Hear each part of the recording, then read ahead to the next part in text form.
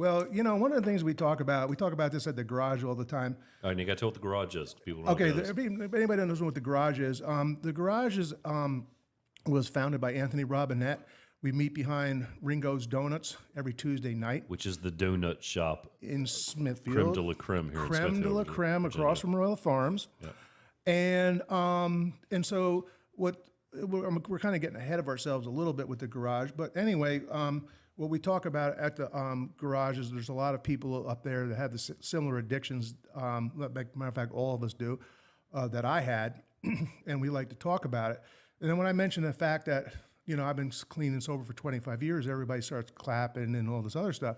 But my thing is, what about the guy that's been sober for 25 seconds, who finished their last drink in the parking lot?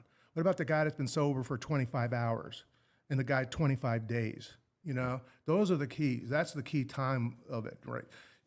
For me anyway, what my recovery was those day-to-day, second-by-second battles that you have to face, and those guys are the ones that deserve the applause, not me, because I give all the glory to God, because He's the one that took this addiction to Him when I surrendered it 25 years ago. Now, you told me, I think, one time that, I don't put words in your mouth, but you basically told me, it was one day at a time. I'll be sober today. And I won't worry about next month or even next week. I'm just going to worry about today. Exactly, and that's the key to to sobriety is you can't worry about what's going to happen tomorrow. So when I got sober, what happened with me is that I just would pray every day, and I would say, Lord, just pray for today. When I would wake up in the morning, just pray for today. I just don't want any alcohol, no drugs today. And then when I would go to bed at night, I'd thank Him and for giving me a day. And that's all I was looking at, one day at a time. Next day I would wake up and say, Lord, I'm just asking for today, because we don't know what's going to happen tomorrow anyway. Right. So we would ask Him for today, and we'd live for today. And I'm not worried about what tomorrow brings, because I don't know if I'll drink tomorrow. I don't know that. Or do drugs tomorrow. I don't know that. But I'm not going to do them today. There you go. So we're a little bit ahead of ourselves. We got a little bit ahead, but let's back it on up now. Okay. So you were dealing with this issue, and you were active at our local expression of the kingdom, all right, and pretty involved, and had the boys, and held down a job, and yet we're really struggling with this issue, right? So and that was, so unfortunately, with alcoholics and drug addicts, they live a lie. We live a lie. Alcoholics and drug addicts, for the most part, and this is coming from experience, is that we're selfish. We only care about us, and we put on a kind of a front, well, I don't drink that much, or I can just stop just like that, or whatever. But it's wrong, and what I was doing was wrong, because back in them days, even though I was baptized, I claimed to be a Christian and everything. I was living a lie. I call myself a CINO, Christian in name only, during them days. Because if Christ came back in some of the condition I was in on Friday nights especially, it would have been good. I would have been one of the goats, away from me. And it wouldn't have been, it's not behavior that exemplifies being a Christian. And by goats, you don't mean greatest of all time. No, I'm talking about the sheep and the goats, Patrick. Read your Bible, son. It says that's a parable where God looks at two groups of people, and the ones that are sheep are, come on into the kingdom. I knew you. I love you. You loved me. The goats are the ones that say, well, we thought that we loved you. We thought we knew you. And God says, get away from me. I never knew you. And so that's what David's referring to. Exactly. Not these call himself the greatest of all time. No. Right? And one of the other really big things too for me is that I was always constantly looking at excuses like, oh, well, there's other people that need your blessings more than I do. My problem isn't that out of control. And it was basically a lie.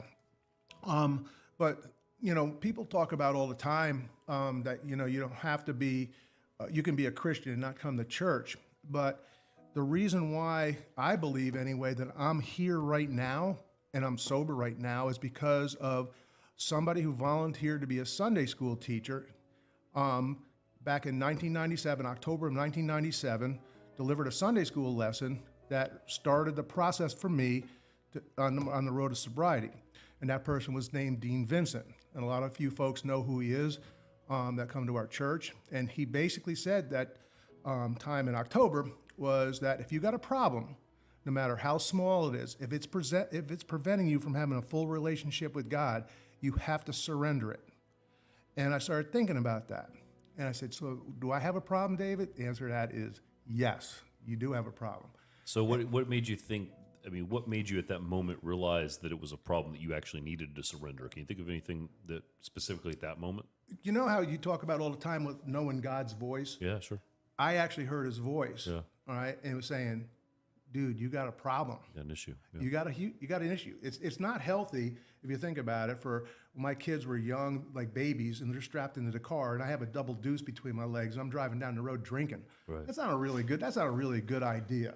You know. Yeah, we usually frown on that Yeah, for it's safety usually- reasons. Yeah, Yeah. it's frowned on Right. in certain societies, I guess.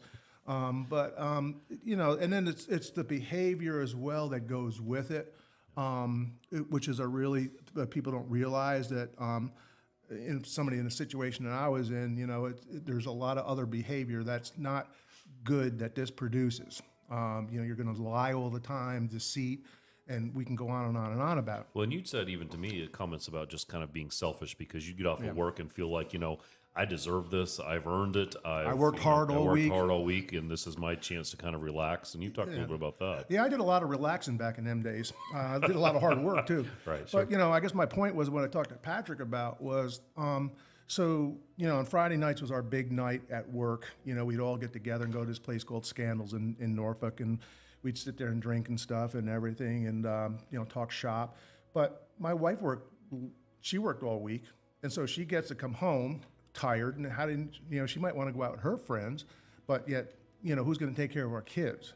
And so she was always the one that would come home, take care of the kids, make sure they had food, you know, help them with their homework or whatever. Get them to bed and all that Yeah, stuff. and then I come in, you know, I come staggering in at, you know, 10 or 11 o'clock, smelling like, you know, cigarette smoke, and driving from Norfolk all the way, intoxicated in a company vehicle, and it's really not good behavior. And again, that's where the selfishness comes in. It was all about me versus, hey, what about everybody else? You know, you can't just go out and have one drink with the boys and then come home and then spend some time with your wife.